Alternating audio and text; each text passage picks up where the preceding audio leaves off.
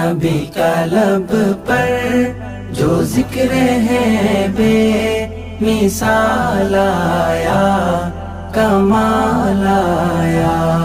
नबी का लब पर जो जिक्र है बे मिसाल आया, कमाल आया।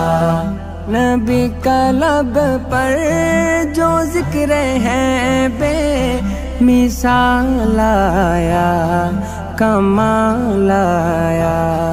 जो हिजरत तैबा में याद बनकर ख्याल आया, कमाल आया।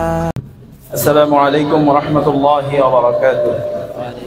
इन्नल हम्दुलिल्लाह वस्सलातु वस्सलामु अला रसूलिल्लाह व अला आलिहि व अस्हाबिहि अजमाइन, अम्मा बाद। लक़द कान लकुम फी रसूलिल्लाहि उस्वतुन हासाना, सदाकाल्लाहुल आज़ीम। সুপ্রিয় শিক্ষার্থী বন্ধুরা, নবীজির সম্মান সম্পর্কে জানতে হলে আগে নবীজির পরিচয় জানতে হবে। কি জানতে হবে? পরিচয়।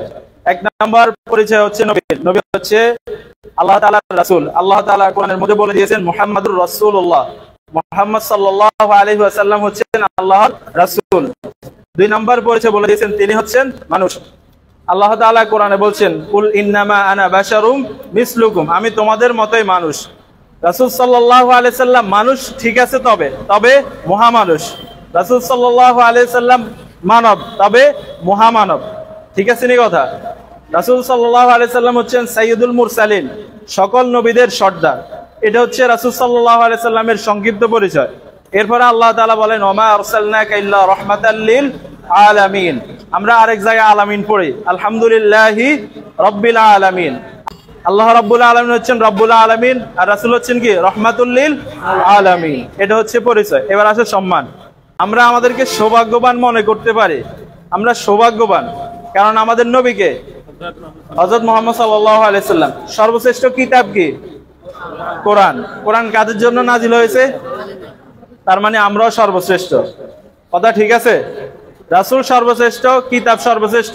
যাদের জন্য যে রাসূল, তাদের জন্য যে কোরআন, তারা সকলেই সর্বশ্রেষ্ঠ। এজন্য আমরা সর্বশ্রেষ্ঠ জাতি হয়েছি আমাদের নবীর মাধ্যমে, নবীর কারণে। অতএব নবী সম্পর্কে আমাদেরকে জানতে হবে, নবীর জীবনী অধ্যয়ন করতে হবে। তাহলে আমরা আমাদের রাসূলের জীবনী পড়ে আমাদের জীবনকে আমরা গঠন করতে পারবো। সর্বশেষ কবির ভাষায় বলতে চাই, রাসূল সাল্লাল্লাহু আলাইহি সাল্লামের একজন সাহাবী কবি হাসান বিন সাবিত। রাসূল সাল্লাল্লাহু আলাইহি সাল্লামের সাহাবী, আবার তিনি কবি হাসান বিন সাবিত। তিনি কত সুন্দর করে বলেছেন ওয়া আহসানু মিনকা লাম তারা কাত্তু আইনি ওয়া আজমালু মিনকা লাম তালিদিন নিসা খুলিকতা মুবাররাআম মিন কুল্লি আইবিন কান্নাকা কদ খুলিকতা কামা তাশা।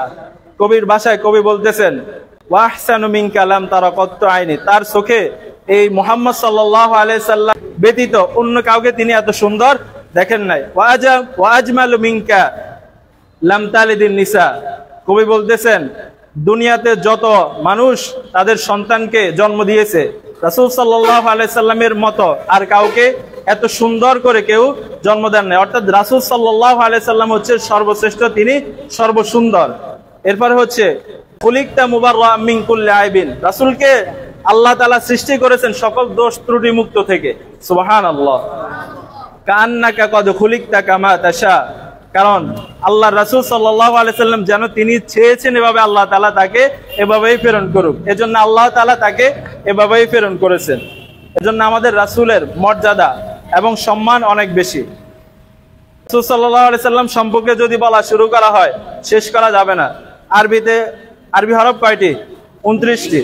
আলিফ থেকে ইয়া পর্যন্ত প্রত্যেকটা হরফ দিয়ে আমাদের নবীর নাম আছে। বলো সুবহানাল্লাহ। আলিফ থেকে আহমদ, বাতে বাশির, তা থেকে তাকি, সবচেয়ে বড় মুত্তাকি, সা থেকে সাকিব, ধ্রুব তারা। আমাদের নবী হচ্ছে কি ধ্রুব তারা। এভাবে প্রত্যেকটা অক্ষর দিয়ে প্রত্যেকটা হরফ দিয়ে আমাদের নবীর নাম আছে। সর্বশেষ যে অক্ষর ইয়া, আল্লাহ তাআলা কত সুন্দর করে বলেছেন ইয়াসিন, কার নাম? আমাদের নবীর নাম। এভাবে আলিফ থেকে সময় সংক্ষিপ্ত হওয়ার কারণে আলিফ থেকে ইয়া পর্যন্ত বলি না, শুধুমাত্র তোমাদেরকে জানাই দিছি আলিফ থেকে ইয়া পর্যন্ত আমাদের নবীর নাম আছে। দাল দিয়ে যদি বলি ওয়াদাইয়ান ইলাল্লাহি বিইজনিহি ওয়া সিরাজাম মুনীরা। এজন্য রাসূলের সম্পর্কিত যে আলোচনা হবে তোমরা খুব মনোযোগ সহকারে শুনবে, এই বলে আমি আমার সংক্ষিপ্ত কথা শেষ করছি। আসসালামু আলাইকুম ওয়া রাহমাতুল্লাহ।